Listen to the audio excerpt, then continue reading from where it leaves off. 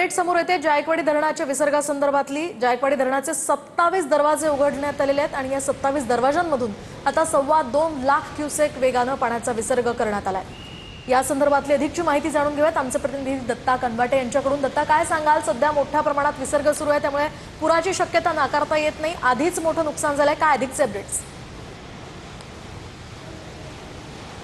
नक्कीच जायकवाडी धरणातून 2.25 लाख क्युसेक्स वेगाने पाणी सोडण्यात आल्यामुळे सध्या गोदावरी नदीमध्ये पूर परिस्थिती निर्माण झालेली आहे। आपण बघू शकता की आपल्या समोर हे जे धरण दिसत आहे, ज्या धरणांच्या दरवाजामधून पाणी सोडण्यात आलेलं आहे ते मराठवाड्यातलं सर्वात मोठं जायकवाडी धरण आणि या धरणाचे 27 दरवाजे अर्थात रेग्युलर दरवाजांसह आपत्कालीन दरवाजे सुद्धा उघडण्यात आलेले आहेत आणि या सगळ्या दरवाजांमधून साधारणपणे 2.25 लाख क्युसेक्स वेगाने पाणी सोडण्यात आलेले आहे। आपण हे पुढे बघू शकता की हे गोदावरी नदीचं पात्र आहे।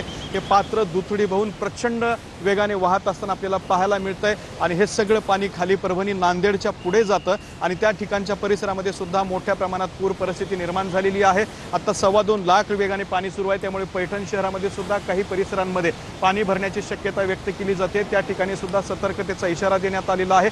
नदीकाठच्या 5ही जिल्ह्यातल्या दोन्ही काठावरच्या गावांना सतर्कतेचा इशारा देण्यात आलेला आहे। प्रचंड मोठ्या वेगाने हे पाणी वाहत असताना आपल्याला पाहायला मिळते।